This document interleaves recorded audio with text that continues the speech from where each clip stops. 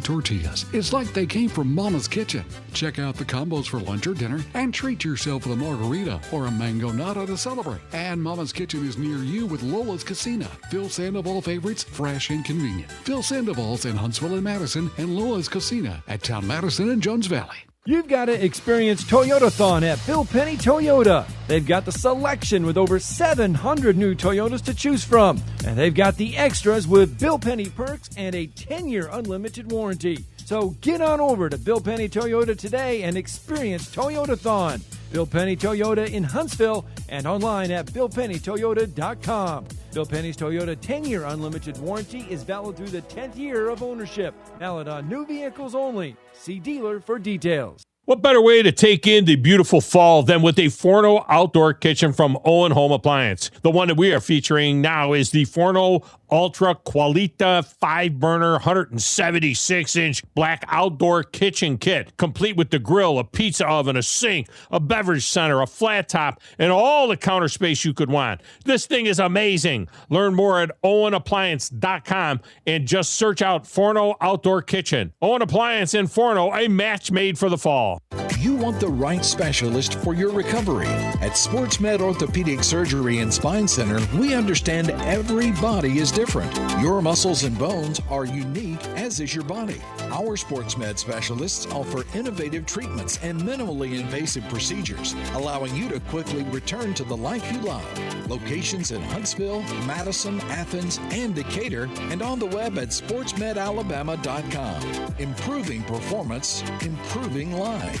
Looking for your next great round of golf? Take the short drive from the Tennessee Valley to the Bear Trace at Tim's Ford in Winchester. This spectacular Jack Nicklaus designed 18-hole course sits along scenic Tim's Ford Lake, featuring rolling fairways, challenging greens, and lake views that'll make the trip well worth it. Whether you're planning a weekly foursome, a company outing, or just sneaking in around, Bear Trace offers one of the best public golf experiences in the region. Book your tee time today at tnstateparks.com and play the Bear Trace at Tim's Ford. Forgiveness. Wow, what a word. What a gift. All of us have done things in our lives that we regret. All of us have done things that are disobedient. All of us have sinned and fallen short of the glory of God. Thank God for his forgiveness. Thank God that he separates our sins as far as the east is from the west and remembers them no more. Hey, I'm John Dees, pastor at Cross Point Church, smack dab across the street from the YMCA in Madison. Check us out at cpcfamily.org. Listen to the Lynn Leighton Automotive Friday Night Scoreboard Show, powered by Lake Guntersville Ace Hardware, each Friday night on 97.7 ESPN The Zone. WZZN, Union Grove, Huntsville, Alabama. 97.7 ESPN The Zone. This hour of The Drive is brought to you by Lynn Leighton Ford, located online at lynnleightonford.com. Welcome to The Drive with Wes Neighbors and Steve Moulton. Call into the Neighbors Wealth Management Hotline, 256-576-4977. That's how I roll. And I'm not going to drink and drive anymore. That's 256-576-4977. Now, here's Wes and Steve. Still solid advice from Rat Cephas every single day that you get right here on The Drive. Wes Neighbors, Steve Moulton here with you. We had a lot of fun. How are you, Wes? Doing good. Good to be here. Had a lot of fun unpacking the AP Top 25 yesterday. I had even more fun listening to the ESPN College Game Day podcast, of which, by the way, coming up after our first guest, we're going to get like 2/3 of Dan Wetzel's going to join us. And right out of the gate is Mr. Big Ten here in Reese Davis, the B1G, that is. Reese, how are you, sir? I'm doing fantastic. I'm sure you guys realize that the weather right now in the South has been hotter than Big Ten football. So, it is sweltering. It is on fire. It's like B1G, owners of the last 3 national championships. 8-2 against the conference where they say it just means more, and the CFP and Bowls the last couple of years. So what else do you have to say about this, Steve? What else do you got? Well, this come on, Paul. Yeah.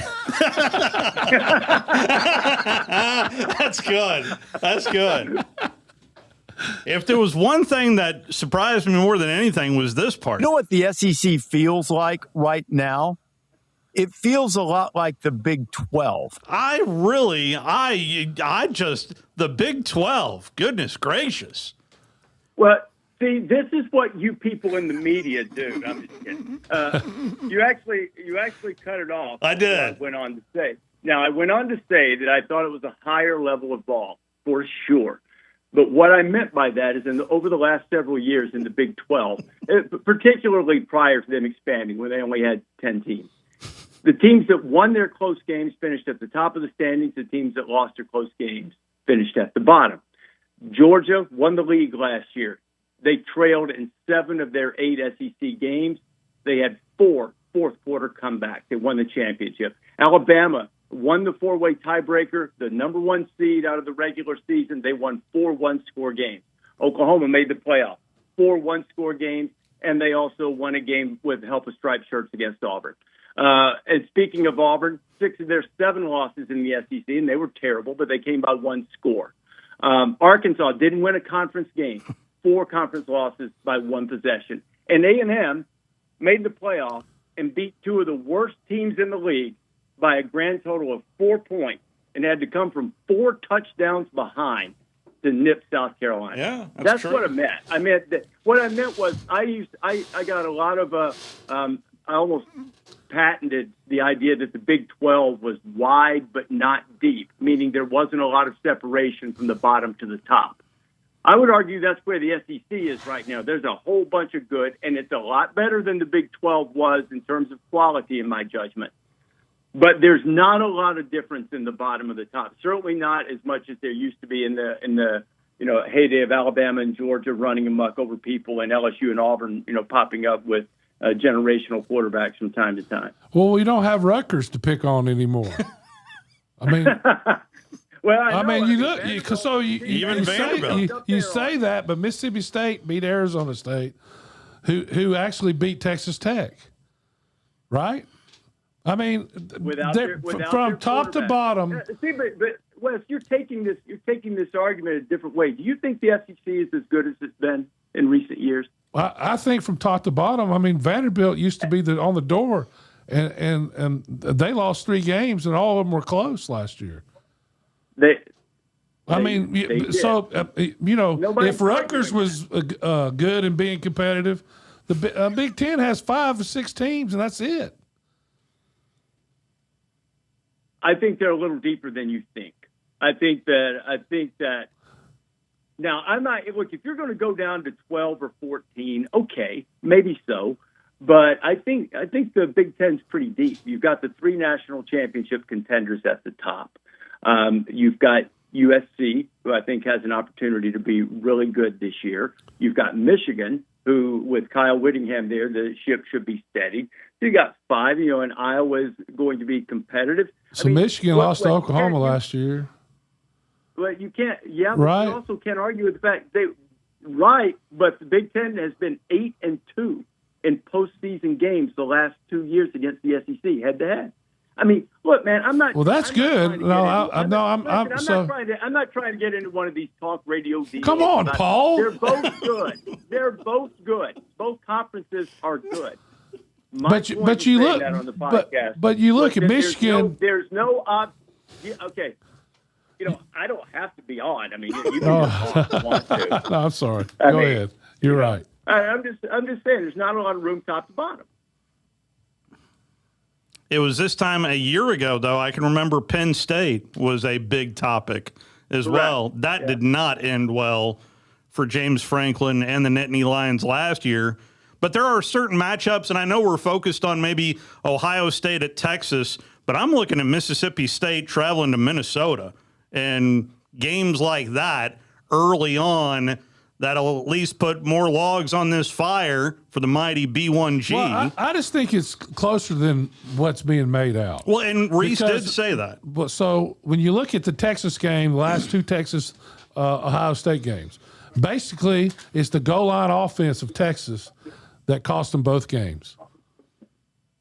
Agreed. And if you listened to the entire podcast, Steve's just playing the highlights for me. Yeah, Steve has driven a wedge between us, Wes, and I feel badly that that's Georgia at its best. Oh, come on. That's not how I want to be. So I apologize for snapping at you. But I went on to say that you were talking about, even in the 8-2 record that I keep bringing up, you're talking about a lot of one-score games. Mm-hmm. And the Texas-Ohio State game that you referenced, the scoreboard might have said 14 in the playoff game, but it was, Texas was going in to tie the game, before the strip sack fumble return for a touchdown. So, that was a one-play swings the game. Same thing in the game last year between Texas and Ohio State. Alabama, Michigan, going back 2 years, overtime game. A lot of these bowl games that the Big Ten won, they won by one possession. Really, I think what's happened, because I agree with you that I don't think there's some chasm between the Big Ten and the SEC. I do think there are more obvious national championship contenders in the Big Ten at the moment. That may not be true in 3 weeks, but at the moment it seems that way. But the two games that have created this perception are the Ohio State-Tennessee game in the first year of the 12-team playoff and the Indiana-Alabama game in the Rose Bowl.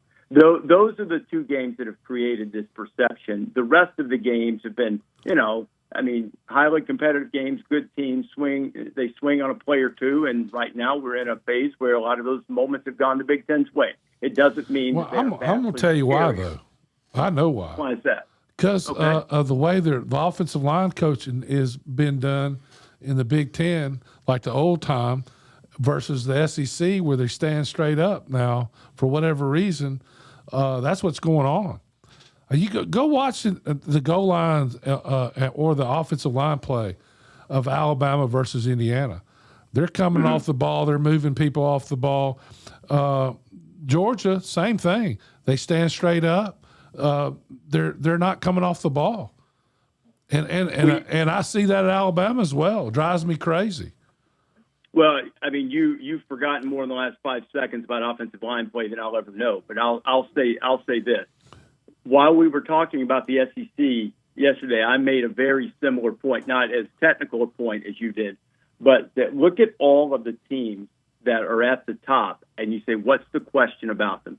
Texas' offensive line was awful. Alabama's offensive line was awful. Georgia's offensive line last year was below par. If you look at some of those offensive line run push metrics and stats that some of these experts put together, Georgia was close to the middle to the bottom of the Power Four in that metric, depending on how much stock you put in it. Venables called Oklahoma's running game pathetic.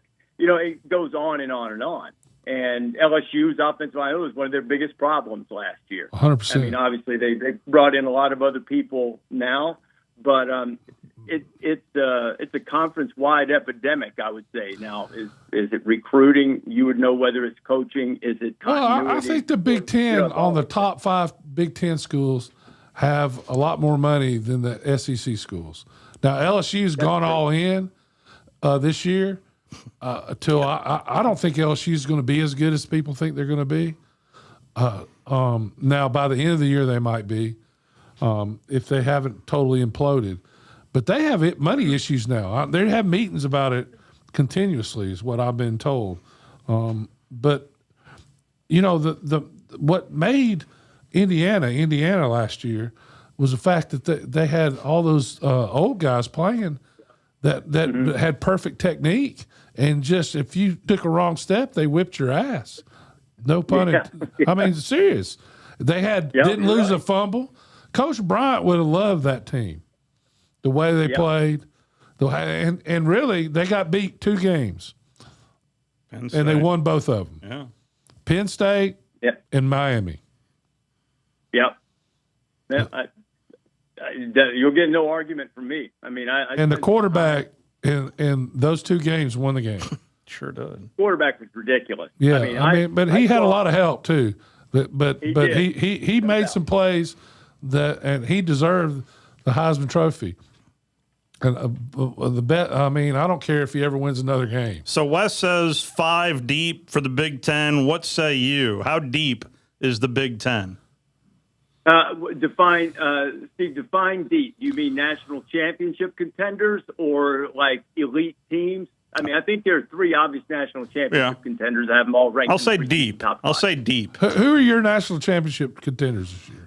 Well, I think Notre Dame's going to be the best team in the country. I've got Notre Dame preseason number 1, especially with that schedule. I've got Ohio State in. I think they're pretty good. I know. Point, but I think they're good anyway. But Ohio State, Indiana. I've got Miami 4, Oregon 5.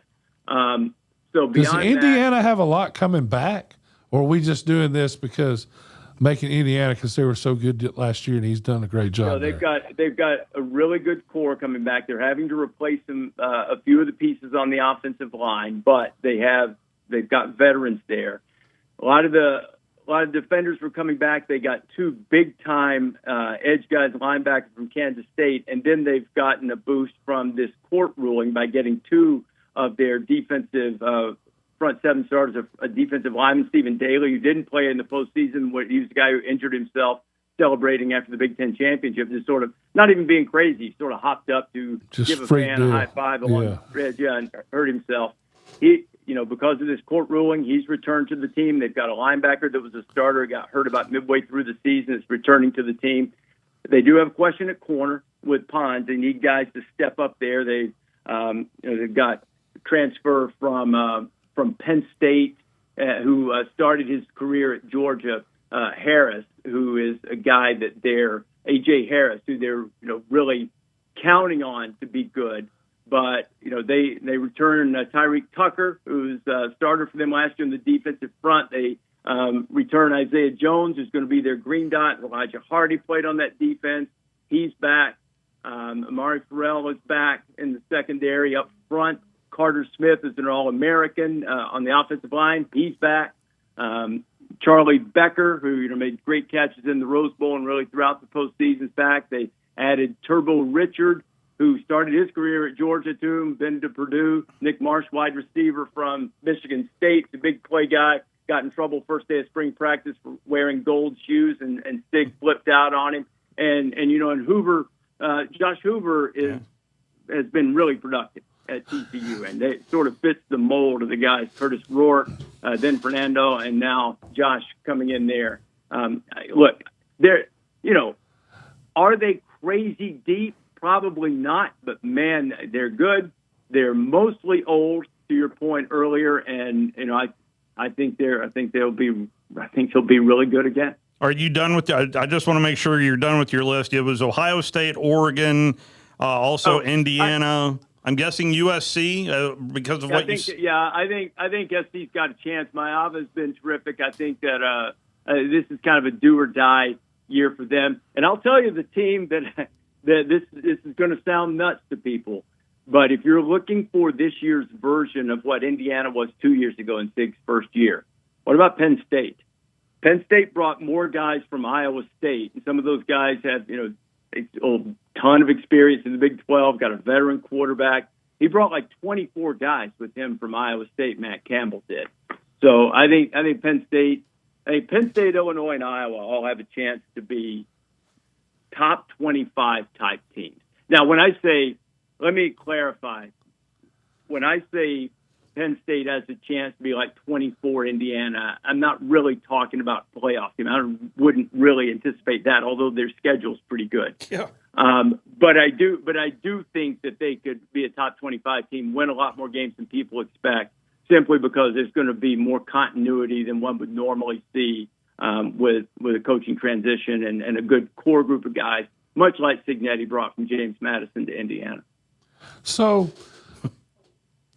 have you been to Indiana's practice? I've not. They were not. They were a few days before practice, but last year, we saw them. Yeah. So my whole thing is, with all these different players, how does anybody know? I mean, truthfully, unless you go to practice, you can't. It's hard to tell what anybody really has. I mean, LSU has 60 new players. You're right. You're 100% right. That's why, Wes, I think it's really important. Like, I see people rant and rave against the preseason polls. Preseason polls, to me, are fun. Yeah. They generate some conversation. You guys call me to yell about the Big Ten stuff. It's fun. It's a really good time. Yeah, I just want to know if everybody knows where you're from. I love being on with you guys. I do. But it generates a lot of conversation. But what it's incumbent on, and I vote in the AP poll mostly for fun because CFP. It no, I'm glad you do that. It makes our job easier. Yeah, it does. But I think the thing is if you're voting in a poll like this, and you say, well, I think like last year, look how wrong I thought Clemson was number one last year. It's dead wrong. What's incumbent on you to do is not to spend the rest of the season trying to validate your preseason prediction. What you should do is react to what you see and be willing to go, I thought Clemson was going to be good. They stink. I'm not ranking them anymore. It's just you have to be flexible and make it really fluid early and not be so caught up and saying, oh, you had them number 3 in the preseason. Now they're 24. They don't look good. You have to be willing to do that. And, I think that's where people sometimes get frustrated and upset with preseason rankings. They think they carry too much weight as we go down the line. Well, they really don't. You're right. Exactly. You're 100%. Yeah. So how do you think Clemson's going to be this year? I don't know because I don't know about the quarterback. I think maybe, another year under Tom Allen, I think it's a terrific defensive coach. I think the defense might be a little bit better, even though they lost some pieces. Got an All-American linebacker in Sammy Brown. But to sit here and tell you that, we're going to be there the first week for game day, but you want to talk about a game that you just don't know.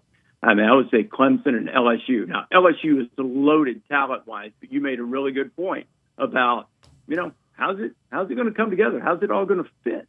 And, you don't know really until you see. And, Clemson, I know, went a little bit more into the portal, and, they've got some talented guys who probably underperformed a little bit last year. So, I've had sons win the game, but you don't know. Now. I've had sons coached with Lane Kiffin for 8 of his years. So I've been going to his games for 8 years. Yeah. And I've seen the best teams he's had, the 2 of the best teams he didn't go anywhere with. And I've seen last year. Does that count the one he left last year or not? No, that doesn't count the one because they were pretty good, right? I mean, no, I know it. I was. Yeah. No. 1 year the best team he had at FAU, they didn't go anywhere. They lost 6 games, all one possession games, and they wouldn't kick a field goal to save their life. They just went for it every time. It's the most frustrating thing. I mean, they had like 4 or 5 guys playing the NFL off that team, which is a lot for that league. So really good running back, I think, right? Yeah, right? Yeah. He played for the Buffalo. Had a tight end, and some specialty guys, and I think a couple defensive guys. But then I watched their best team he had at Ole Miss lost 3 games, and all 3 games they went for it 5 times in the red zone. In each of those games, did not kick a field goal. Lost, but all 3 of the games by 1 possession, by a field goal, in all those games. So I've seen it'd be interesting. So when he does go, and last year he was conservative. But my whole point is, I don't know what Lane Kiffin will get. Yeah. If he's going to be roll the dice Lane Kiffin, and it works for him, or last year he was very conservative, kick all his field goals. And they got better every week. They have, they could easily be 1-2 if Clemson upsets him. You know what? As excited, Wes, as we are about that, about that game in Oxford, and the whole sport's going to be fixated on it. It's not crazy to think they both could have lost a game before they get there. I mean, Louisville's Louisville's no joke. That's who Ole Miss starts with. No question. I think Ole Miss has more talent there than they've ever had this year. Mm-hmm. Will they be able to? I think the biggest loss is offensive coordinator and how will they be able to prepare with the defense, with the head coach calling the defensive plays? How are they going to be able to? How's that going to work? That's going to be interesting to me. But does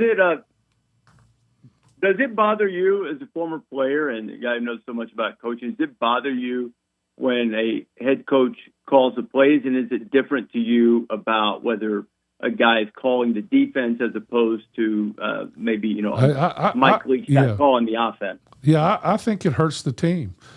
To be honest, I don't know how you can prepare your team when you're calling the plays. Some people can do it though. I've seen and be successful. Mm-hmm. Lane didn't call a play last year though. That's why they never missed. Yeah. And I'm my son and that's one of his best friends. They've been coaching together forever. That dude, I'd like to meet your son at some point. Let me tell you something. Young Weiss is sharp. Yes, he's super sharp, man. Yeah, he is. He is. I think he's special, and he might give you a decided schematic advantage, if I could borrow a phrase from his dad. No doubt. Yeah. So I became friends with his dad because I sat at a scrimmage with him and showed him where the hot dogs were. His dad is a way better dude than the public perception. Oh, 100%. We had him on in the spring. Really he did a great job on our show. Yeah. He is and as good a coach as he was, I think his son is better, and he'll tell you that. He'll tell you that. Yeah, I've heard him say that. He's very proud of him. We're all proud of our kids, and he's got great reason to be. I think he's a rising star in coaching. How soon would you hire him to be a head coach, Wes? Well, I think they tried to hire him just recently. He's just waiting on the last the best deal. I mean, he's the right deal, not the best deal, the right deal. I think he's enjoying because learning from Lane. I mean, Lane is somewhat of I'm waiting. He's like a cat with 9 lives. I mean, he goes from feast to famine everywhere he goes. But this last time, I thought he did an incredible job at Ole Miss. But there's no question about it. I mean, if you can get past the way the breakup occurred and all of the drama surrounding that, and just look at it from a 30,000-foot view, which is really difficult if you were in the throes of it, as Ole Miss was. He did a tremendous job. He changed the perception of what Ole Miss is. 100%. They should thank him for that. They also have every right to be really angry with him for the way that the exit was handled. And they're also true. Multiple things can be true at the same time. Exactly. Also true. He was in an extraordinarily difficult situation because of the way pursuit of coaching candidates in the calendar and all of that goes. So all of those things are true. He did a great job. His breakup was messy and sort of callous in a lot of ways toward Ole Miss and what had happened there and what the opportunity was in front of them. And also true, he was in an extraordinarily difficult situation professionally. And Juice wasn't his dog. That's the only thing that's really bothered me the most. Has that been verified? 100%. 100%. Juice is still tweeting. I was supposed to go hunting with Juice, and when the snowmageddon hit, Juice was never his dog. Juice didn't. Did Pete adopt Juice? I mean, I think. No, I don't think it's Pete's dog either. I think. Did he adopt Juice too? No, I think the Juice was this other guy's dog the whole time, and it's still that guy's the whole time. It was never Lane's dog. Well, I want to tell you this for sure. I can tell you this without any reservation. Peter Herbstreit is definitely Kirk's dog. Yeah. And that gives me some solace. I was hoping it would. I mean, sometimes you need a little something to restore your faith in humanity. I mean, he's got an NIL deal from what I read. So, I mean. He's got a Hertz commercial. I can't even get a Hertz commercial. A dog doesn't even have opposable thumbs. He can't drive. Feel like the old Saturday Night Live skit. Dukes the driving cat. That's right. Hertz mobile right off the ravine. That's exactly right. By the way, I would invite people to listen in. One of my favorite parts of Ole Miss when you guys were talking is about the potential guest picker. And that's all I'm going to say. You'll have to go back and listen to the podcast for the potential guest picker for LSU at Ole Miss, which is it announced that you guys are going to Oxford? Is that a done deal? No, okay. It has not been announced. But anyway, then that makes it even funnier, that part of the podcast. Come on, dude. So, hey, forgive me for asking questions, but the other part. No, I don't mean that. I mean, it hasn't been announced. Yes, but high probability. I get it. I would say, and that guest picker would be fantastic. But I wanted to move over to Alabama, and I found it interesting how matter of fact Pete was of his quarterback that he thought Alabama was going to name probably later on this way. I know the second scrimmage is Thursday, but I found it interesting that Pete was rather, leaning in one direction. He talks to a lot of people, talks to a ton of scouts. Pete and I talk all the time. That's one question I haven't asked him is, what informed that, that opinion on that. I haven't. And he went Keelan, by the way. He went Keelan Russell. I don't. Yeah, he did. Yeah. You don't think so? Oh, no. I'm the worst at picking who they're going to start.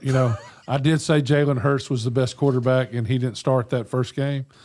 I think Keelan Russell is the second coming of Bryce Young. That's it. He looks like a bigger Bryce Young. He can run. I mean, he's special. Will the offensive line around him gel? That's the whole question for this team. I think everywhere else they're better than they were last year. Yeah. I think that's right, Wes. And I think they also feel like that maybe the fit from coaching standpoint, from body type standpoint, all the things that maybe the guys they have, while new, a lot of inexperience in some places, and then, some guys stepping up a level. When I was down there in June, I think they felt pretty confident in the pieces that they had to work with there. They know that it's ultra important. And, I think as far as the quarterbacks go, Keelan is, dynamic. He's a passer who can run. Austin's not a statue, but man, I mean, when Austin Mack and both of them, that's the one thing. When both of them throw the football, it's pretty. I saw Austin when he was at Washington, and and I was like, wow, who's that? Big, long, strong guy who can really rip it. So that's the one thing of all the questions you can have about Alabama, and I'm sure there will be some mistakes due to inexperience. That's one I don't have.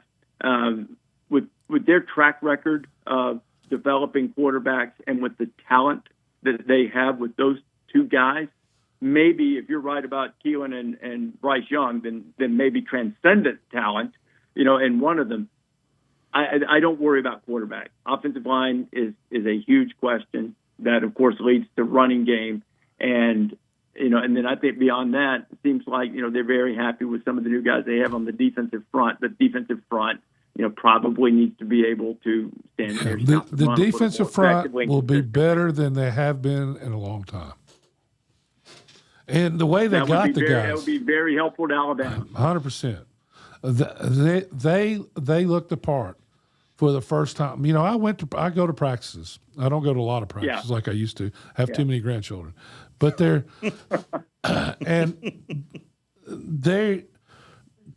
the thing that bothered me the most last year, at times, the defense get pushed around. Indiana. Yeah. And that's one thing they realize. But Reese, the thing that gives me solace in all this is they signed 3 junior college guys. All 3 at junior college, and nobody knew about any of the junior guys. One's from Canada.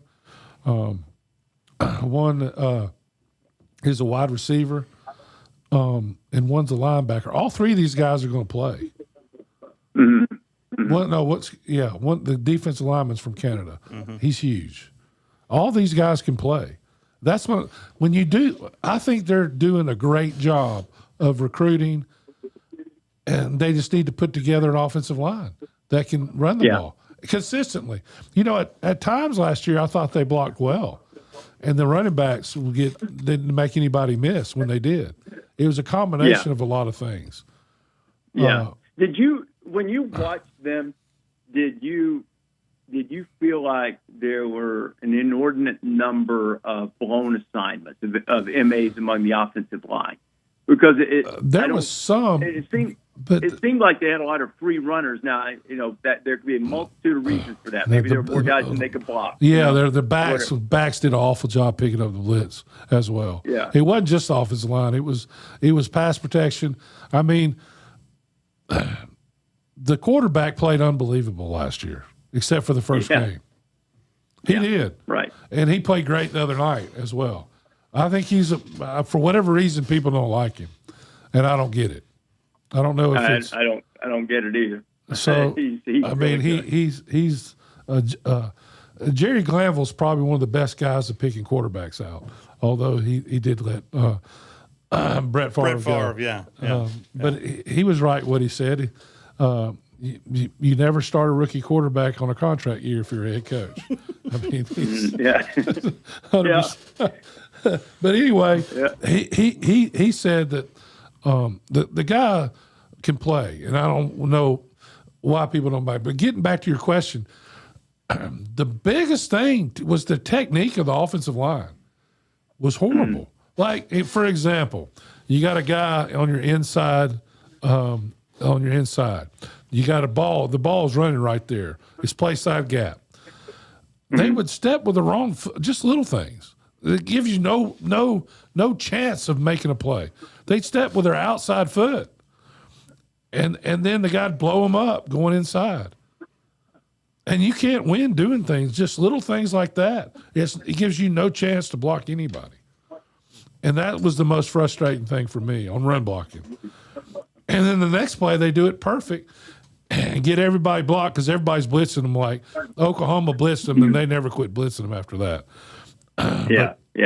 Every play. But then they get everybody blocked, and the back would go fall over the damn linebacker or the safety. I mean, he didn't. And Bobby Humphrey would scored a touchdown. Yeah, right? You got to make one guy. There's 2 guys unblocked on every play. You got to make one guy miss. Got to make somebody miss. Yeah, you can't fall over them. I think a really important game for Alabama that people are just assuming will be, I don't know if easy is the right word, but one that they're taking for granted will be a Wednesday game at Kentucky. Have you really taken a second to look at what they've been able to put together in terms of a portal class and what they've That's a lot of pieces too. That's a lot of new pieces. It's hard unless I go to practice because you can have all the pieces and they're playing in the wrong spot or being coached I heard wrong. what you said on the podcast, but please tell the folks what you think about Kentucky.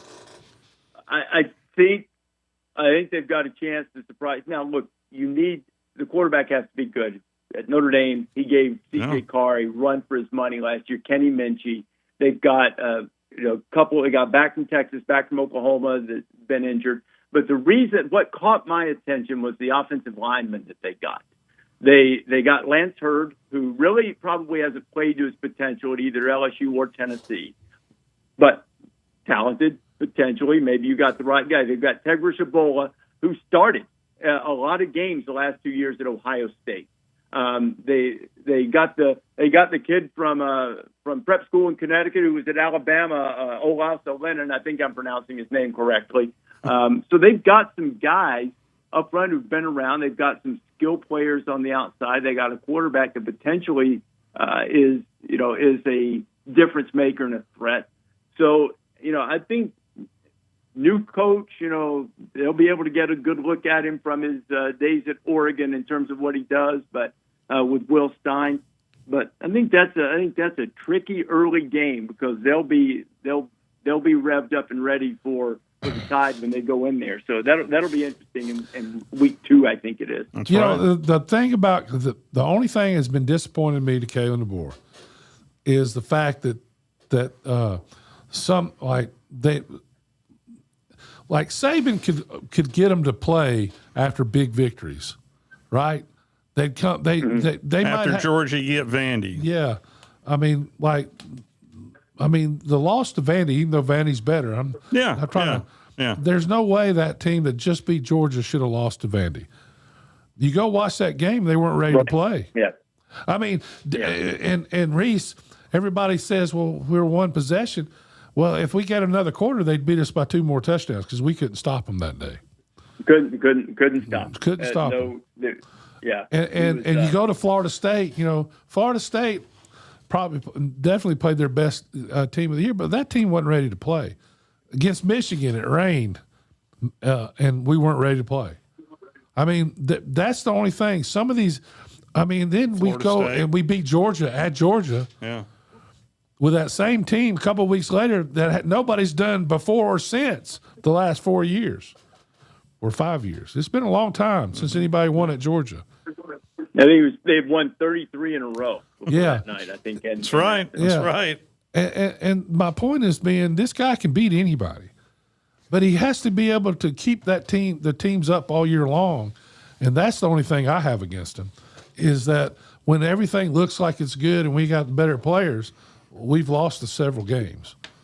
And then not just, the fight we had against Indiana was awful, but I think we couldn't stop them running the ball. I mean, they scored on 3rd and 10 twice, running the ball. Yeah.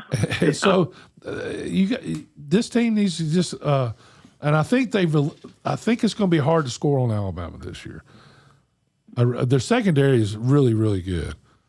The secondary is as good as anybody in the country. Yeah, and I think it's a fair critique. Also true is I've said that beyond the championship that Nick won at Alabama, I've felt like the most impressive thing he did was what you said. They won. I think the number's right, and Steve will correct me if I'm wrong. But they won 100 games in a row against unranked opponents, and the team that broke that streak, if memory serves, was Texas A&M and Kyle Field, and the team that ended up ranked. They ended up 8-4, whatever, typical Texas A&M year aside from last year. But they ended up ranked, and they beat them on a walk-off field goal in Kyle Field, and they won 100 in a row. There was no Appalachian State, Michigan. There was no Stanford 40-point underdog beating SC. There was none of that. And I think beyond the championship, that's probably what you're talking about. That set him apart as much as anything else. And I think it's fair critique that Alabama's, and I'm not going to say preparation. I'm sure they prepared just as hard as they always do, but I would just say probably intensity in the moment. That's fair critique, that it probably needs to be more consistent.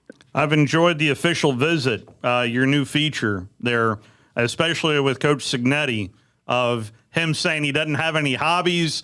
I watch film. Film is my hobby. That there are just tell me, well, maybe a snippet or two of what you've enjoyed the most of these official visits. I've enjoyed being able to be around these coaches and players and do things outside of the norm, outside of the traditional knee-to-knee, sit down, let me ask you these questions about the season or whatever it is, and kind of get a feel for who they are. There have been different times over the last couple of years. It's the first year we've called it official visit. We put a tag on it this year, made a special out of it, in addition to the extended form, the half hour, 40 minutes or so on YouTube. But, it's like, what do you like to do away from the field? In fact, Mario Cristobal, the initial idea was he was going to take me to his jiu-jitsu gym. And, I knew I was going to get my tail kicked. And so, the Cuban food was great, but I said to him later, I was like, hey, Mario, I was kind of, looking forward to going to the jiu-jitsu place with you because, he's good at all that stuff. And he said, I'll take you. He goes, how about if we go first time without cameras? I was like, okay. So, but I think a lot of people have commented about that one, that they sort of saw a side of Mario in terms of, talking to him. If you watch the YouTube versions, the longer ones, talking about his parents, talking about, his family immigrating from Cuba, what Miami means to him, the community, what it was like when he came back, how hard that was, yet how easy it was and what it meant. And his brother, cussing him out and telling him, you have to do this and all this stuff. I think people saw a different side, and that's kind of the goal, is to let them see that. And, all the guys were great. Joey McGuire and his Corvette. What a challenge to all of our wives. Joey turns 50 and his wife gets him a Corvette, something he dreamed of having his entire life. He turns 55 and she gets him another one. Somehow now the pocket square and the tie might need a little step up in game. Yeah. But I would say before you make such an extravagant purchase, you should check your balances. Neighbors Financial Management or whatever that promo is right there. Make sure you can afford it. Don't go off the deep end there. Neighbors Wealth Management Hotline currently. You need to memorize that, Reese. Wealth Management. This is at some point during the conversation, we do need to pivot over to Mutual of Omaha. And we mentioned about Peter, but how's your dog doing? Actually, is it really your dog? Is it really? Yeah, it's really my dog. He's scuffling a little bit. We've spent a couple days in the vet trying to get to the bottom of some problems. But he's tough. He's hanging in there. Godspeed. Yeah. Well, appreciate the extended visit, and it really enjoyed. I felt bad because I've said no to you so many times. It just so happens that just to kind of explain, I love being on with you guys. You guys are hilarious. You're knowledgeable. It's fun to be on with you. But we get around dinner time. Kids are gone. I try to shut it down, but it just so happens, my wife and I aren't together, and I was like, yeah, you know what? I'll cut the workout short, and I'll visit with my guys here. But I knew you guys would rather talk with Wetzel because he's probably going to go on a really funny rant about a Mississippi judge if you give him the opportunity. that was great. That was by far fantastic, and really hoping that we might see that happen in Oxford, Mississippi. So it's that would be. It would just be too good, man. Here's for hoping. Thank you so much, Reese. Appreciate the time, sir. Have a good one. Bye-bye. That's Reese Davis. I will give you the punchline to that joke, just in case you have not heard the podcast. By the way, we kind of blew through our time with Dan Wetzel, and Dan is going to come on next week. So we'll talk to him next week. But, Reese was rolling, and I said that to Dan, and he said, I bet. I also reached out to Coach Charlie Weiss and said, hey, we're talking about you. And he said, I understand why you're talking about Charlie Jr. Why the heck are you talking about me? Because you did such a good job. And I said, 4 rings is why. He has yet to answer back.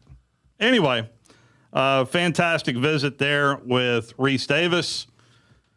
I'll tell you exactly the punchline that I kind of hinted at during that interview with Reese and play a little bit of his critique of Alabama on the podcast as well. You can watch it on YouTube. Pete Thamel went hat backwards, trying to, That's a young man's game. Be a little hip there with the hat backwards. That's a young man's game. Isn't it?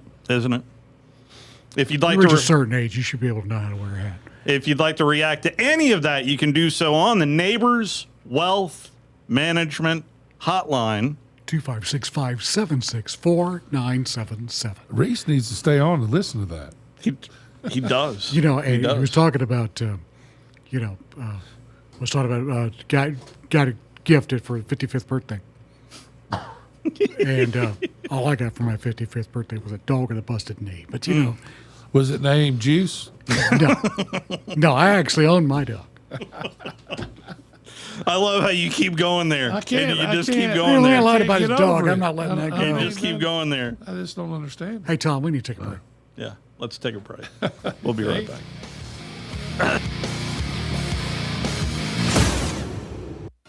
You're listening to The Drive with Wes Neighbors and Steve Moulton on 97.7 ESPN The Zone. Hey, I'm Bobby White for Lynn Layton Ford Indicator. Summer is flying by and our summer sales event is coming to an end soon. But there's still time to lock in low, amazing summer deals. Now's your last chance to get 0% financing, 0 payments for 90 days, 0 maintenance for 2 years, and $1,000 down payment assistance on a huge selection of new Fords. With your good credit, get up to $6,000 off MSRP on 26 Broncos. $6,000 off. While they last, get $7,500 off MSRP on a 25 Bronco Sport. $7,500 off. The last new 2026 STX Crew Cab started under $46,000, and Lynn Layton Ford will never add any dealer dock fees or some ridiculous upcharge. Don't miss out on 0%, 0 payments for 90 days, 0 cost for maintenance for 2 years, and $1,000 in down payment assistance. Hurry into Lynn Layton Ford, right in the heart of Ford Country, just a mile south of the Beltline Indicator, or online anytime at lynnlaytonford.com. Bronco 28442T, Bronco Sport 28032D, F-150 28485T. See dealer for details. Since 1983, Berkshire Hathaway Rise Real Estate's Ann Adams has been your local go-to real estate expert in the area. As a buyer, you can trust Ann's in-depth knowledge of the local housing market to narrow available properties down to those you'll be interested in, saving you time when shopping for a new home. When you're ready to sell, Ann's expert negotiation skills will ensure you get a fair price and hassle-free experience. Call Ann Adams today at 256-337-2625 or email annadamsrise@gmail.com. Baumhauer's new Big Game Headquarters menu features an affordable All-Stars section that will save you some bucks for those stadium seats at the game. Our goal with this menu is to bring some relief to you, our loyal guests, and the ability to enjoy fresh, scratch-made meals that make the whole family smile, and your wallet, too. Prices range from only $7.99 to $12.99. A basket of onion strings is only $7.99. Or try Baumhauer's famous third-pound Omaha beef custom grind tailgate burger for only $8.99, or the Char Girl Jamaican jerk chicken platter for $9.99, just to name a few. Are you tired of chasing a roofing contractor to show up on time or even show up at all? I'm Sam Fleming with Fleming Roofing and Restoration. Our motto at Fleming Roofing is we show up. Our goal at Fleming Roofing is to provide the reliable customer service that you deserve, and we have the resources to meet all of your roofing needs: residential, commercial, industrial, replacement, or repairs. We are manufacturer certified for roof coatings, single-ply membranes, and asphalt shingles. Whenever you need a roofing professional you can count on, call Fleming Roofing and Restoration. We are committed to finding the solution that meets your needs. We don't have quotas or heavy-handed sales tactics. Fleming Roofing, we have expert experience. We show up. Free estimates, residential, commercial, industrial, replacement, or repairs. Check us out at FlemingHSV.com. FlemingHSV.com. When you need a quick response, it's Fleming Roofing and Restoration. We show up. Since 1986, Full Moon Barbecue has been cooking quality meats low and slow over a hickory wood-fired pit. From ribs and wings, brisket, turkey, catfish, and sausage to the best butts in town. If you're planning a holiday or a birthday party, Full Moon has a large banquet room. And Full Moon is ready for your next catering or tailgate. Just call us and we'll take care of everything. 256-713-0070. Full Moon Barbecue on the Parkway next to Costco. The best little pork house in Alabama. Listen to the Rocket City Trash Pandas all season long. Swung on lifted, deep left, back goes O'Donnell, he looks up, it's done, and it's over! Denzer again, the goose is loose! Trash Panda Baseball is only on Talk Radio WZZN. All right, the payoff to the joke. I'll just do it because I'm getting text messages too. I do invite you to. I tuned in over on YouTube to the podcast, the ESPN College Game Day podcast, and the crux to the joke was when they were breaking down Ole Miss. This was kind of tier one that they labeled these teams as contenders. One of them is Ole Miss. They started talking about LSU at Ole Miss, and Dan Wetzel said, hey, wouldn't it be cool if the judge, Robert Whitwell, was the guest picker? Because after all, they probably wouldn't be in Oxford, Mississippi without one Judge Robert Whitwell, who had that favorable ruling that allowed Trinidad Chambliss to play football this year in Oxford. But it's kind of rich that they picked that one when I think he really had a reason to go versus these guys playing that are celebrating at Indiana coming back from another judge ruling that I don't agree with. Mm-hmm. You see what I'm saying? Yeah. I mean, Trinidad Chambliss hadn't had 4 solid years to play. No. Because his injury didn't work out real. for Joey Aguilar at Tennessee. Yeah. So I think that it's going to be interesting to see. I mean, I appreciate the Southeastern Conference. I agreed. I haven't agreed about a lot lately he's done. Mm-hmm. But the commissioner coming out and says don't pay attention because this order could go away and cause you problems. And I think that's a good chance that could happen. Dabo went on a little bit of a rant the other day. This was after their scrimmage. And I've got about a minute here. So I'm going to have to table that because this is 3 minutes. But Dabo references the 1998 Alabama game at LSU. And it's amazing how much, especially if you're a coach, I'm sure as a fan, how you remember certain games vividly. I'll have that for you on the other side of SportsCenter at the top of the hour. Also, there is not only a quarterback debate in Tuscaloosa, there is a quarterback debate in eastern North Kakalaki between Mitch Griffiths and Emory Williams. Heard from their head coach, Blake Harrell. And here is what Coach Harrell had to say. Excuse me. Awesome. Like, this thing would be a lot easier. And I thought about this last night because I knew I was going to get asked these questions. Like, this thing would be a lot easier if one of them didn't have a great attitude, if one of them didn't understand the offense, one of them wasn't very good. This thing would be a lot easier to figure it out and just say, hey, this is going to be our guy and this is who we're rolling with. But they both pull for each other. They both support each other. I see them both bring younger guys along, mentoring those guys, and continue to push the offense in the right way. I think they understand, like, either who's out there, if they can take the ball down the field and score, that's going to help us win games, and that's the most important thing. The other part was penalties. I believe he said that they had 12 or 13 penalties inside their first scrimmage. This is the East Carolina head coach. Too many. This is his 7th year overall in the program, although this is his 2nd year as head coach of the Pirates. Of course, I think East Carolina, I don't know about U.S., I think a coach died. 100%. And the story that he that man told us. Crying. Yeah, he did. Talking about it. Yeah. Feeling is mutual, Reese. That was a lot of fun. And glad we could catch up with damn turncoat. Mr. Big Ten. Yeah. B-I-G. B1G. B1G. This hour of The Drive is brought to you by Lynn Leighton Ford, located online at lynnleightonford.com.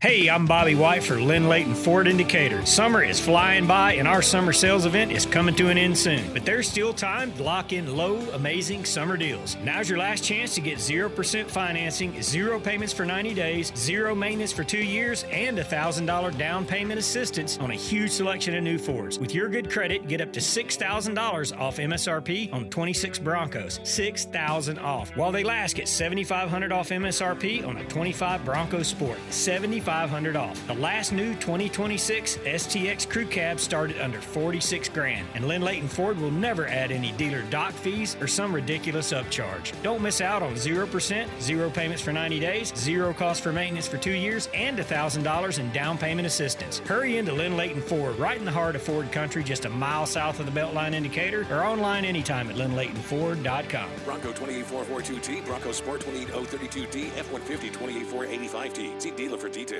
The company is Eagle Masonry and Insulation, but did you know they're also Eagle Landscaping and Dirt Work? Eagle can take care of all your landscaping needs, including irrigation, sod work, and planting, both plants and trees. On the dirt work side, Eagle can grade and build your pads, haul dirt in or out, and even do erosion control. Philip Love and his team can do it all for you. The website is the same, insulatewitheagle.com, as is the phone number, 256-755-1556. Give them a call and see what Eagle can do for you. Eagle saves you time. Eagle saves you money.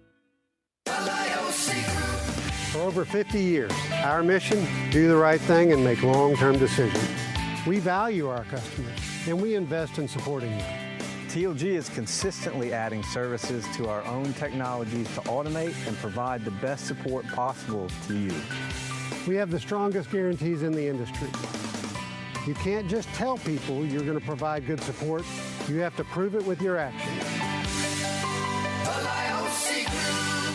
What better way to take in the beautiful fall than with a Forno outdoor kitchen from Owen Home Appliance? The one that we are featuring now is the Forno Ultra Qualita 5-burner 176-inch black outdoor kitchen kit, complete with the grill, a pizza oven, a sink, a beverage center, a flat top, and all the counter space you could want. This thing is amazing. Learn more at owenappliance.com and just search out Forno Outdoor Kitchen. Owen Appliance and Forno, a match made for the fall. Welcome to Southern Wagyu Steakhouse and Meat Market in Huntsville. From hand-cut premium steaks and chef-crafted Southern favorites to phenomenal made-from-scratch desserts and restaurant-quality meats you can take home. Every meal is made with passion and served with genuine Southern hospitality. Join us for lunch or dinner. Attend a monthly 5-course supper club or stop by to stock up your grill. You'll see that we deliver excellence from prep to plate. Southern Wagyu Steakhouse and Meat Market, corner of Highway 72 East and Jordan Road. Come taste the difference.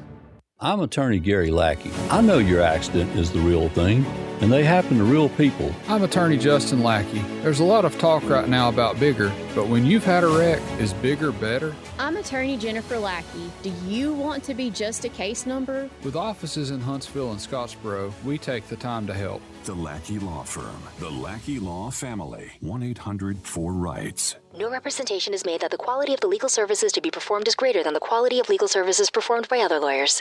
Your Fox 54 weather. I'm Chief Meteorologist Jordan Dressman. Not a bad night. Honestly, temperatures dropping off into the upper 60s and lower 70s. A nice change of pace from what we've seen over the last several nights. A mostly sunny sky for your Wednesday. Temperatures climbing into the low and mid 90s. It's not going to be too terribly humid. We drop into the lower 70s as we head into the overnight. More cloud cover for your Thursday. Temperatures climbing into the low 90s with a chance of rain. Your Fox 54 weather. Only on 97.7 ESPN The Zone. WZZN, Union Grove, Huntsville, Alabama. 97.7 ESPN The Zone. This is SportsCenter. I'm John Ryder. The Buss family reiterated their intention to sell their remaining shares of the Lakers, saying in a statement 5 of the 6 members of the Buss Trust are, quote, united in the decision, reports ESPN's Sham Charania. The co-founder of ESPN, Bill Rasmussen, has passed away at 93 years old. He launched ESPN in 1979 as the world's first 24-hour TV network. To the NFL, and the Seahawks still planning on signing cornerback Terrion Arnold, but they are working through the timing, reports the NFL Network's Ian Rappaport and Mike Garofalo. Arnold facing several felony charges.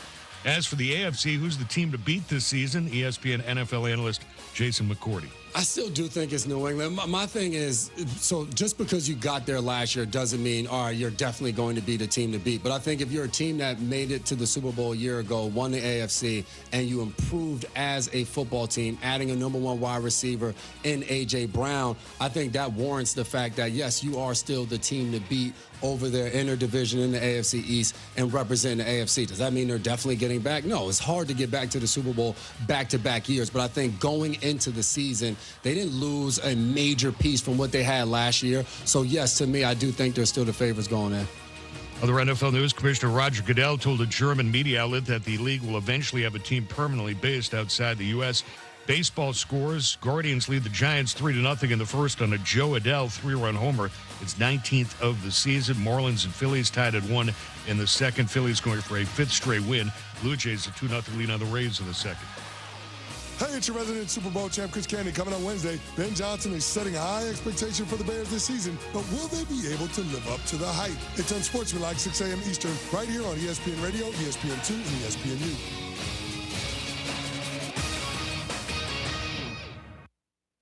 97.7 ESPN The Zone. Welcome to The Drive with Wes Neighbors and Steve Moulton. Call into the Neighbors Wealth Management Hotline, 256-576-4977. That's how I roll. And I'm not going to drink and drive anymore. That's 256-576-4977. Now, here's Wes and Steve. I briefly want to touch on something SportsCenter just ran with. Commissioner Roger Goodell telling a German television station, an outlet called RTL, that he sees at some point an NFL-based team outside of the continental United States, and that the Super Bowl could also be hosted by said city. I mean, NFL is just a different animal, but this feels like NFL Europe was his baby. And I don't know how it's going to work. I know the NFL is this 1,000-pound gorilla that seemingly can do no wrong, but the more they internationalize this, I don't know. NFL Europe didn't exactly Are they last. They're selling out the games over there now, though, aren't they? I don't know that. I mean, I see the crowds, and it looks like decent crowds, but I don't know that. I don't know how much there is NFL fever, say, in London or in Germany, where he gave the interview. Anyway, since they went... Is that the same one that interviewed Hoss? That was classic. We have that still. I wish. I'm going to find it. So whoever posted that on Facebook, they took it down. So that's why I was able to get it for so many years. Because whoever posted that on Facebook took it down. I got you. And I can't find it. Well, certain stories stick in your mind, especially if you're a former coach. Say you're Dabo Swinney, part of the staff under Gene Stallings, and it's 1998, Coach. He was started reminiscing because he was asked about times that he has spent in Baton Rouge, Louisiana. So he got Coach Dabo Swinney as Clemson gets ready to travel down to LSU. Yeah, I think we lost there in 2000. I think we lost there. Should have lost there in '98. That was one of the craziest games I've ever been a part of in my life. I think I'll never forget that. In fact, I think all the Bama fans had left. I mean, it was bad because it was like we didn't lose. I think it was this long-standing thing. I think we went from 1969 to maybe 2000 before, it was the whole Tide don't lose and I don't lose. That was the whole slogan, that I kind of grew up with. And I mean, and it was just like this thing. It just, went forever, everything, we had some tough games, but we just kept finding a way to win down there. But we go in. I'm coaching the Wideouts in '98, and I think we're up 13 with like minute 50 or so, maybe 2 minutes. It wasn't much time. And I mean, they got us. And I mean, they're on us. And I mean, it ain't good. I think, Bama people they're pissed. They're gone. We run a little throwback, slip Sean Alexander out the back, and Zal, my man Andrew Zal hits Sean. Sean's kind of sliding, comes down with it in the end zone for a touchdown, minute something or whatever on the clock. So we got to onside it. We got to onside kick it. And my receiver, Jason McCadley, one of my favorite players all time, big J-Mac. Shout out to J-Mac, lives out in Arizona. J-Mac comes up with the onside kick.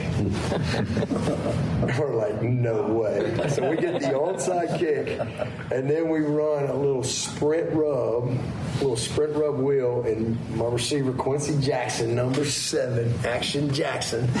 Never forget it. It was like slow motion. Quincy's going down the sideline, Zal's kind of rolling back, and he lets it go, and their DB and the ball hits off the DB's hands and falls into Quincy's arm for a touchdown, and we win the game. And it was crazy. It was crazy. So that was 98. That's probably one of the craziest games I've ever been a part of, because, I mean, you just don't win games like that. And, so remember that like it was yesterday. But I got so much respect for that place, first of all. I mean, it's one of the great places in college football. I mean, to play a football game, they're on you from the time you land at the airport. I mean, it is, and then a night game on top of it. There's a little juice and that lemonade. They're waiting on you. So it's awesome. It's one of the great places to play a game. Lane's done an unbelievable job. I mean, they got dudes for dudes. They're all over the place. So be a fun way to kick it off. It's a shame he doesn't remember 98. Not one bit. How would you ever forget that? I did. I think I must have been one of the Bama fans that were ticked and left early. No, I didn't leave early because I don't think I was there in '98. But I went to most of them down there because it's a lot of fun. Tide don't lose in Baton Rouge. It didn't for years. Yeah, so, but it's their running back was Kevin Falk. The fact that they only scored 16 points, the Alabama defense must have been pretty good in '98 because Kevin Falk was a heck of a running back. But 22 to 16. When he said, I remember the ball. The tip? I remember the tip. I remember that.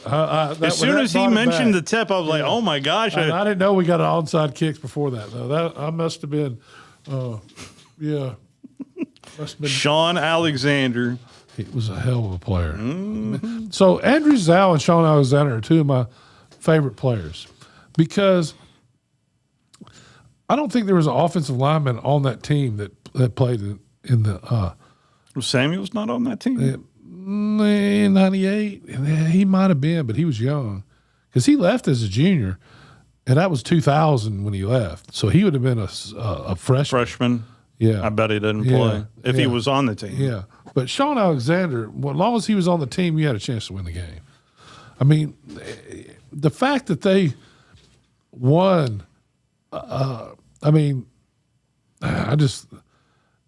The Florida win, I think it might have, down at Florida. Yeah, it was. Yeah. That was unbelievable. They were number 1. And Alabama had lost the week before, or 2 weeks before. Yeah. To Louisiana Monroe. Oh, hang on. It was a freak deal. They got beat, but still they got beat, no doubt. Kind of like the freak deal that they won this LSU game. Yeah.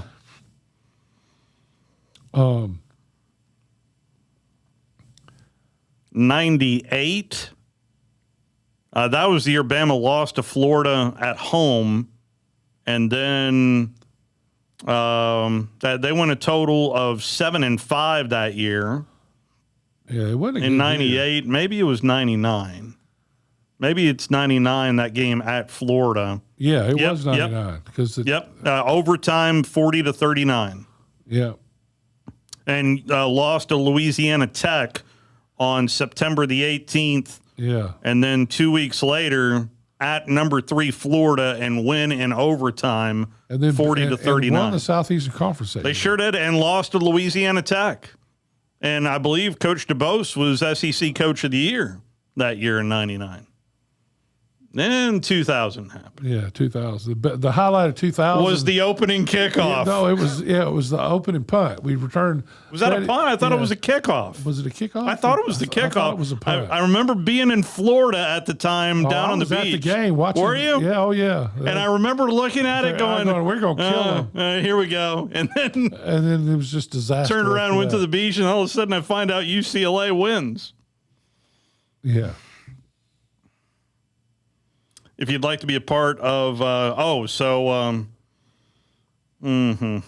yes, I do know Chris was played for the Washington Redskins, but I appreciate. Oh, Bo Butler. Yeah, we need to get Bo back in here. Good times, good times. It's week 0, by the way, coming up Thursday over the airwaves. It'll be Randolph at Pisgah, as Michael Seals and Jordy Armand will have that call for you on Thursday. Friday, over the airwaves, it'll be Bob Jones Patriot football. They'll be in Hartselle. It's a great atmosphere at J.P. Kane Stadium there in Hartselle, Alabama. I'll be over in Florence with another edition of Madison Academy football at Mars Hill Bible. But we'll also have just the easy thing to do is download our app, because we've got plenty to sift through. Also on Friday, we got Sparkman taking on Spain Park and Westminster Christian taking on Madison County. We've got a lot of really good games. Then Saturday, yes, I said Saturday, Columbia takes on Greensboro. And yes, we are ready to roll on Saturday, and hopefully might see the end of a streak on Saturday. We shall see. And then what's interesting just for me is I'm going to go from one streak to another, because the following week, Madison Academy plays host to West Morgan, and I don't think they've lost a regular season game in a while. That's another streak there for West Morgan, is that the Rebels are fun to watch, but that's a tough team to play. You know, we're going from that part of the summer where it's just slow and there's just not a lot going on. That's right. To where we got just too much. Just too much. If you like football and baseball, this is a perfect time for you. And we've got it all between us at 97.7 The Zone and Talk Radio WCCA. That Trash Panda Baseball. We got you covered up. Is about to crank up over on Talk Radio. Don't forget the first edition of the High School Football Scoreboard Show. That's right. Lynn Layton. Appreciate the fine folks at Lynn Layton Automotive. We somehow wrangled. Powered by Lake Gunnersville Ace Hardware. We somehow wrangled Scott Tyson to come back and anchor that. He does a great job with that. He does a fantastic job of that. He really does. And get coaches on to talk about the big wins and the scores as well, and two more classifications. And I've heard from multiple officials who say they listen on the way back. I think I don't know how. I think it's one of the most popular. I think it is the popular. Yeah. We also stream it on WZZN TV as well. Yeah, my buddy Kyle Christian listens on the way back. He officials. Travis Collins. Formerly just a retired pastor at First Baptist. He is an official. He listens on the way back. There's a whole bunch of folks that listen. I hear it playing in the offices, as we call coaches, on Friday night. Mm-hmm. I do too. I've come in and helped out, and so I'm with you. I hear it as well in the background. And the Neighbors Wealth Management Hotline gets a workout, 256-576-4977, and you can be a part of that too. If you've got a score here at the game, we'd love to hear from you too. Go ahead absolutely. Go ahead and program it in your phone. Go ahead and get ready to call Scott on Friday night. I think I'm going to name my next dog Juice, right? Juice? Yeah. Just in honor? Solidarity. You know, I heard a joke that reminded me of Lane Kiffin and that dog. That man lies so much, somebody else has to call his dog.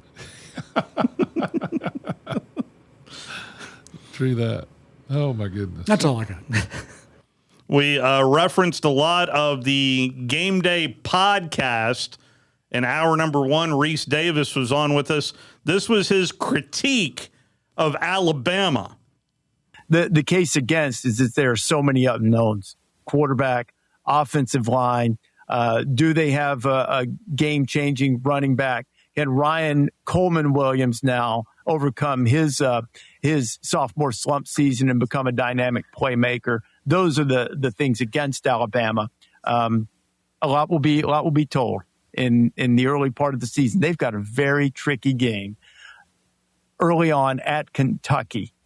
Kentucky's Portal Hall is a lot beefier than you might think on the surface. We'll get to them. Kentucky's not a contender, but they could really change the narrative and the dynamic in Tuscaloosa with that Week 2 game in Lexington. And, of course, Alabama has Georgia later on and some other big games as well. Alabama is they've got South Carolina, who I've touched on. They have to go to Tennessee. They have to go to LSU.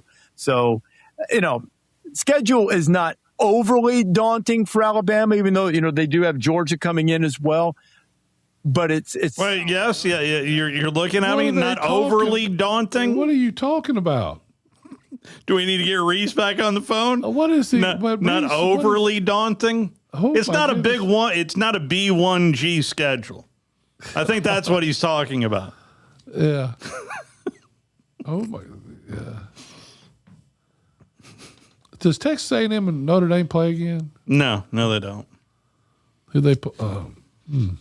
Yeah.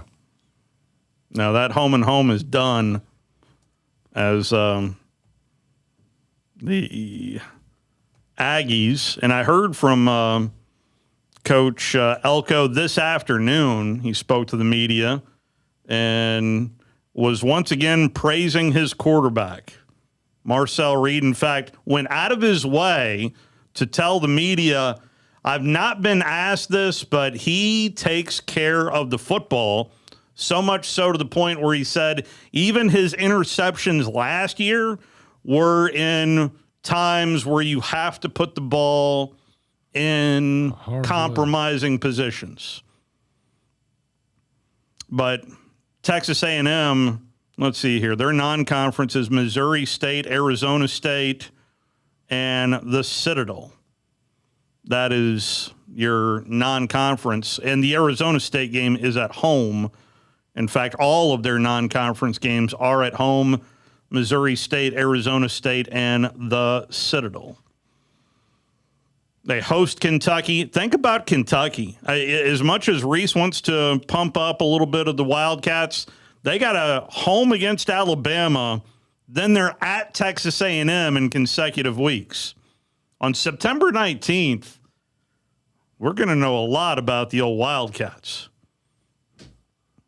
Then after Kentucky, Texas A&M is at LSU. That is another game that I've circled where if Clemson wins, ... I'm just telling you, if Clemson wins, ... they could potentially be 1-2 after September 26th. And then they're going to need a little more juice in that, pardon the pun. No, in that lemonade. Oh, they're 1-2. It'll be. Get ready. I can't see. Well, you'll have to lie about a second dog. You might actually bring juice down there. Buy juice. Get juice down here. Juice is for sale, though. Oh, man. Oh, they would be 1-2 with losses to Clemson and Ole Miss. They could be 1-3 if they were to lose to Texas A&M on September 26th. Yeah, and Texas A&M is going to be good. There's no question. In fact, I think Texas A&M could be the best team they play. I've picked them to win the Southeastern Conference this year. And maybe they won't win the SEC. Well, if they have any trouble, if the quarterback gets hurt at all, they're in big trouble. Yeah. Take our first time out. Final call for phone calls. Plus, we'll hear one more soundbite from the fine folks at the worldwide leader, breaking down the SEC in every which way possible.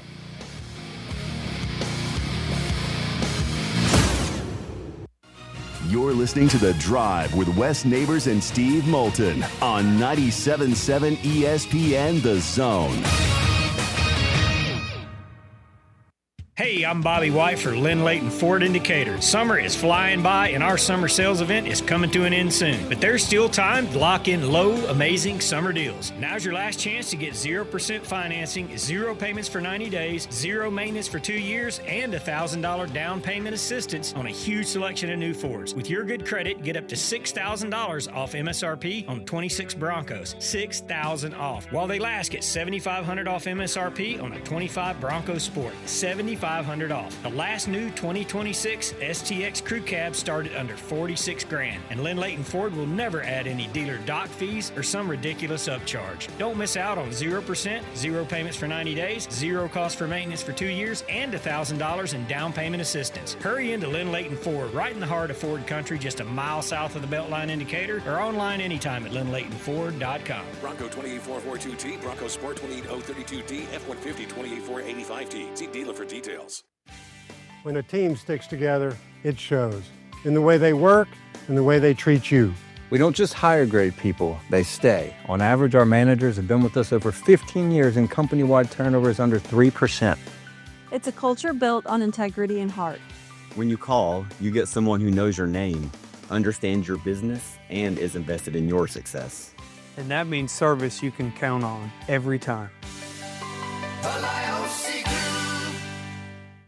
These days, saving time is important, and saving money is even more so. That's where Eagle Masonry and Insulation comes in. Over the years, Eagle has expanded their services to meet the needs of folks like you in our area. If you need masonry, brick, stone, or block work, Eagle should be your first call. They can even help if your property needs grading, erosion control, and Eagle can handle dirt haul-off. Call Eagle Masonry and Insulation today at 256-755-1556. Eagle saves you time, and Eagle saves you money.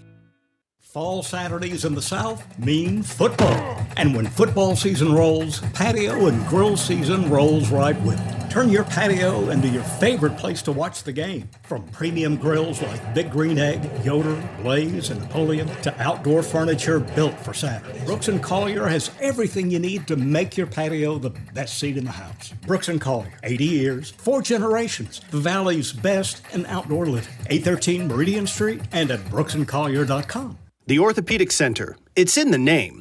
TOC, the premier choice for all your orthopedic needs. With over 40 physicians and 20 centers of excellence, TOC is the name to trust for complete, expert orthopedic care.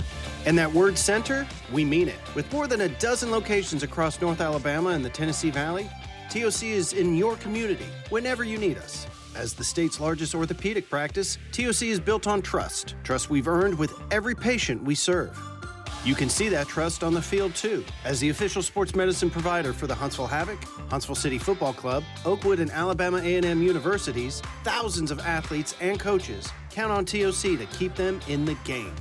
From student athletes to unexpected injuries, our urgent ortho clinics offer prompt, expert care. No appointment necessary. So remember, when it comes to your health and mobility, trust the name that says it all. TOC, helping you live a better life. Hi, Bama fans. Chris Stewart, voice of the Crimson Tide. Join us all season long for Alabama football. And hallelujah, it's over. Yonsei Pierre with the stop. 97.7 ESPN, The Zone. Coming up on Wednesday. That's tomorrow, by the way. Last I checked. Hey, Coach. Very first, Hey Coach. Now it's football. We'll fire up at 6 o'clock tomorrow. Un Hora tomorrow. Just 1 hour for us tomorrow. And 1 week after that, Crawdad's Countdown to Kickoff. That's right. Army Black Knight Football is the show to listen to. Bill Crawford and his gang will be here a week from tomorrow. So right after Hey Coach. Looking forward to cranking up Hey Coach. No Kalen DeBoer show, but from what I'm gathering, a lot of interviews from Baumhauer's Victory Grill there in Tuscaloosa. Yeah, I'll be at the scrimmage Thursday. Yeah, you will. I'll have a report, hopefully, that day. Get a spike in listenership from 5:01 to 5:15-ish. Yeah.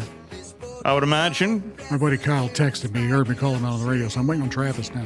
There you go. Yeah. They say they listen every Friday night, so we're glad to have them.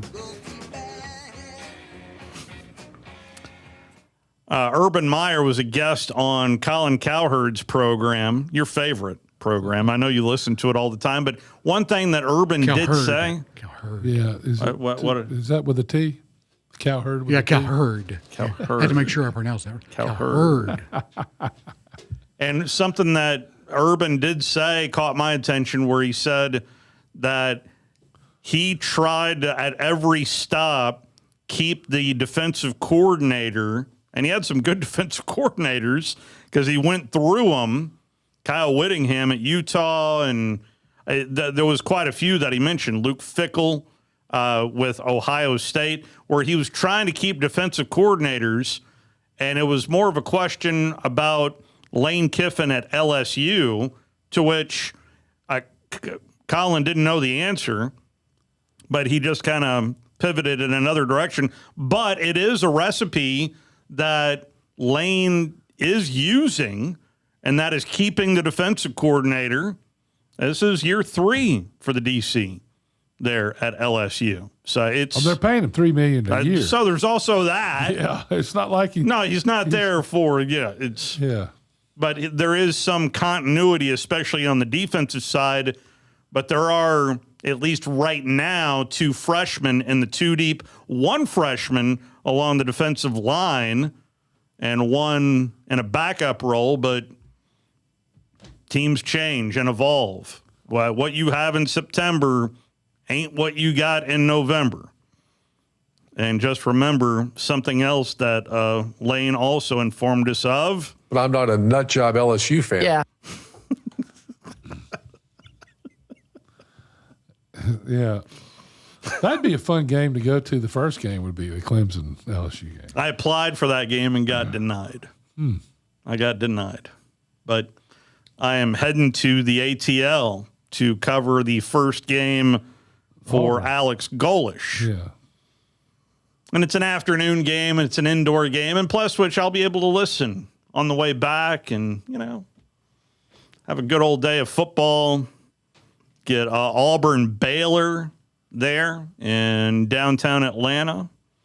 See how the Auburn football team. So what are some of the other first week games that are going to be really good in your opinion? So we had there for a while the big marquee games, but it feels like the bigger matchups are in week 2. Well, I mean, Ole Miss is playing Louisville in Tennessee. That'll be a good. I think it'll be a good. It'll be a good. You'll see what both of those teams have early. Let me check this out. Of course, Alabama has East Carolina. Arkansas has UNA right out of the gate. Auburn, Baylor, Florida Atlantic, Georgia, Tennessee State. I mean, come on. You do have LSU, Clemson. You mentioned Ole Miss, Louisville. By the way, that game is on Sunday. And that game is also in Atlanta. And that game you'll also be able to hear due to our partnership with ESPN Radio. Mississippi State takes on Louisiana Monroe. You got Missouri taking on Arkansas Pine Bluff. Vanderbilt Austin Peay. That's how you pronounce it, right? Austin Peay. That's what Coach Saban called it, Austin Peay. So that's why it's Austin Peay. I'm not arguing with him. Texas State You got Bobcats and Hook'em. So, yeah, Tennessee plays at Georgia Tech in week 2. Texas plays host to Ohio State in week 2. Let me take a look at week 1 college football schedule just to see if I'm missing anything. Feel free to call in if you'd like. Jacksonville State at North Dakota State on the 29th. There you go. You start out with, the 29th. Yeah. That's right down the road. Well, or no, North they're Dakota, they're traveling. They're at North Dakota State. Then that's a fur piece. At least that's a Saturday matchup. East Kentucky on the 5th is the first home game. And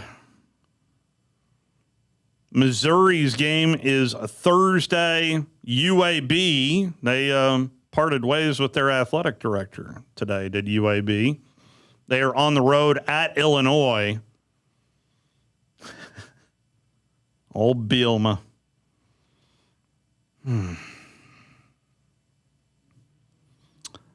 Oklahoma plays on Friday. I wish we would get away from games on Friday, but here we are. Miami is at Stanford in that long-running ACC juggernaut of a matchup. Miami at Stanford.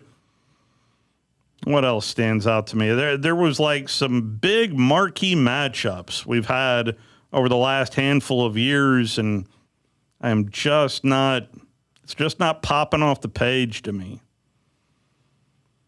You got Northern Illinois at Iowa. And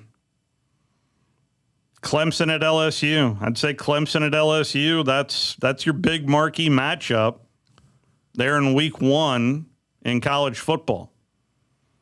Yeah, I would definitely say Clemson at LSU is the big marquee matchup.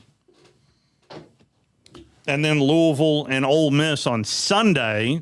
That's a Sunday night game, by the way. But also on Sunday, you get Notre Dame, Wisconsin. See what Luke Fickell can finally do. Is this, I think, year 4? Is it? I want to say year 4 for Luke Fickell I like Luke at Fickell. Wisconsin. I just don't think he's going to make it there. And then Monday night, you get SMU at Florida State. So we'll get football on Thursday, Friday, Saturday, and Sunday, beginning Thursday, September the 3rd. So a lot of college football. A lot of college football. And what is a holiday on that Monday? Yes. You said, talking about Bob Jones going to Hartselle? Yes. Joe's online from Hartselle. How you doing, Joe? Hey, Joe. Hey, Steve. Hey, Joe. Yes, sir. Can you hear me? Loud and clear. Yeah, what are you going to do for Tom Abraham when he rolls into town there on Friday? Well, I don't know. Feed him some kosher salt, I imagine.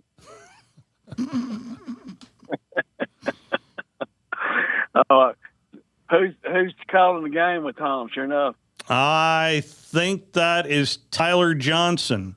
Yeah, Tyler Haas's son. Haas Jr. Former coach as Really? well. Yeah. Oh, that's good. Yeah. Well, I may have Tyler's really good. Yeah, I don't know about Tom. Yeah, I may have a surprise for him. Uh-oh. What I really need to know is a good update on Bob Jones. What kind of team they got this year? That's a better question from 10 to noon. I would pick up the phone and call Tom Abraham tomorrow from 10 to noon. Or call the morning show with Drew. Drew would know as well, but I know so you get these huddle films, and I know Tom's been watching it, so I bet he has a pretty good idea as to what Bob Jones looks like. Well, I hear they got a Randolph kid for a quarterback. He's supposed to be pretty good. Again, I don't know. I don't know off the top of my head. I don't know. Actually, my assistant pastor at church was in Huntsville for several years, and he told me that Sunday, he said that family was part of his church when he was over there. Okay. But anyway, just I was. That sounds like good information. Well, yes, that's pretty close to home. especially since our head coach goes to church there too. It's helpful. It's helpful. Right. Anyway, we got a long road. We're gonna see what kind of team we got. We lost 28 seniors guys, and they were all starters or next up players. So anyway. We got a rebuilding year, but we got some good coaches. I think we'll be fine. And a new region, obviously. So all over the place. A whole new ball game for everybody. Mm-hmm. It's an 11-game regular season for Madison Academy right now. Because it's an 11-game regular season for Madison Academy because the entire AA all makes the playoffs. Oh, I got you. Man, that's good. Hey, I'm in the hayfield, Steve, and there's only one thing hotter than the hayfield. You know what that is, don't you? Tell me. Football practice. Oh, yeah? Because you don't, yeah. And hopefully you're in a tractor that has air conditioning. Well, my grandson's on the tractor that's got air conditioning. I've got a little old farm-old tractors. You're in the chigger tractor is what I call that. That's right. You got that. Yeah, right. because when you cut when you bush hog in an outdoor tractor, you figure out why they got indoor tractors, and it's not the heat; it's the chiggers. Ain't nothing hotter than hay season in an open station tractor. Yeah, the worst. You get hot the day of, but the chiggers stay with you for a while, don't they? Well, that's when you have to cover yourself up good with some kind of off or something like that, and you still gonna get one or two. Oh, yeah. You can't help that. Yep. Get your girlfriend check you for tips. I appreciate it. I'll try to touch base with Tom and see what I can come up with. I'd call Drew. Start with Drew in the morning. He's got everything. Yeah. So you can call Drew at about 9:30 and then turn around and call Tom at 10. Yeah. And then text me when you get a surprise for Tom. Yeah. Okay. I got Drew's cell phone number, so I might give him the shout. Sure enough. Get him. Yeah. Get him. Drew's going to be on with us tomorrow, by the way. I got you. Because he's got a game Thursday at Pisgah with Randolph at Pisgah. Well, it sounds like y'all are going to be really covering some high school football. I can vouch for that. Every year. I can vouch for that. Well, that's great. Nothing like covering community. Absolutely. Games. I love it. Yeah. That's our commitment to being a local station. Yeah, we appreciate what y'all do, and let me get out there and help these boys get through. All right. All right, Easy with Appreciate y'all. just make sure. Grass cutting. That's right. Florida opens up with Florida Atlantic. This was a gem from John Summerall. This was a press conference yesterday morning, and it does make me think twice about asking questions. Should there be a teleconference? How much do you have to judge how the guys are doing with the ones versus the twos? That's an outstanding question, Zach. Did you read that on Chat GPT or what? Oh, I mean, shot fired. The hammer there from John Summerall.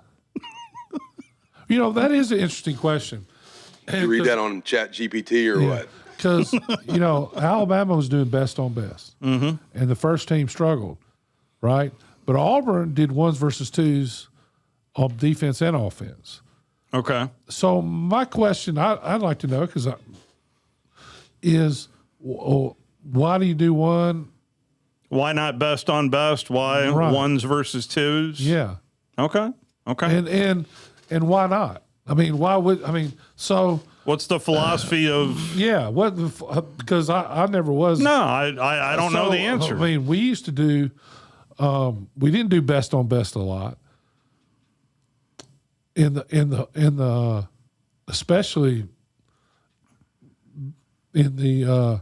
We did it a little bit, but not a lot. It was the special circumstances. We did it some again, but not.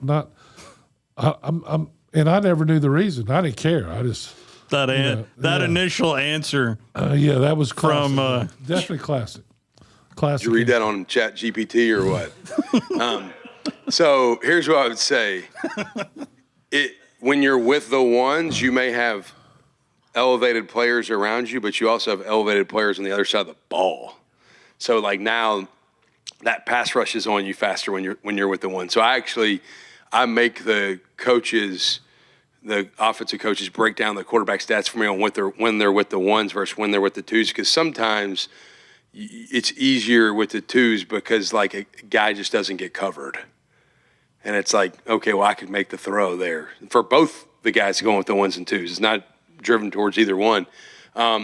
There's challenges to going with the twos too, because you may not have the full complement of skill players around you, or whatever it may be. But I do separate how I look at the quarterback performance with each group, because usually when you go out the first snap of the ones, usually you look out across and you're like, okay, there's Miles Graham, there's Childs, there's Brendan Bett, there's maybe McLeod or whoever, Jaden Woods. Yeah, like you look out and you're like, that defense looks pretty good.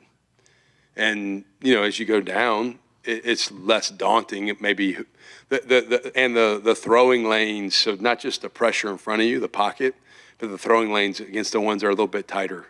The one interception we threw on Saturday, like it's, as you watch it on tape, you're like, well, where do you go with the football? Well, you know where you need to go with the football there? Nowhere.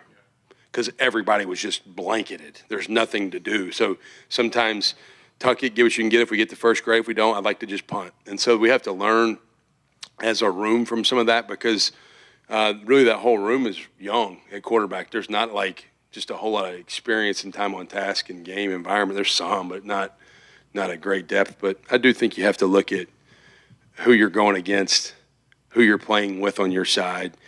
And then going back to how Brad calls it, Brad's a little more comfortable unleashing all the stuff with the ones, and the twos, maybe some of it, but not quite as much. So that's a really good answer. And as Coach Saban used to say, all drives that end with a kick aren't bad. Yeah, that's a success. Yeah. You don't need to turn the ball over. And that's why he's saying, sometimes it's better just to punt. Maybe I ought to consult Chat GPT before you ask a question. Did you read that on Chat GPT or what? That was a good question. Yeah. He shot fired at that dude. So who was that he was talking to? I know it wasn't Edgar. Who did he say? That's an outstanding question, Zach. Zach. Okay. I'm going to have to look up Zach. Hang on. Did you read that on Chat GPT or what? I just wanted to hear that. Yeah, that was good. All right. That is going to do it for us here on a Tuesday. Trash Pandas are already underway. Last I checked, it was 0-0. Okay, soccer season's done, right? So we can just say 0-0. All right. I don't have to pretend to watch soccer anymore. Cool. It's a fine sport. Fine sport. Football. Yeah. We got football kicking off on Thursday, Friday, and Saturday. We got you covered right here on 97.7 ESPN The Zone. I would invite you to download all of our apps, including Talk Radio WZZN, as well as right here on 977 ESPN The Zone. We'll talk to you tomorrow for 1 hour. Then it's Hey Coach. It's always the best time for a fiesta at Phil Sandoval's. Great Mexican food and a festive, friendly place. It's like being at a party with family. Authentic dishes like fajitas, burritos, and enchiladas, chimichangas, flautas, and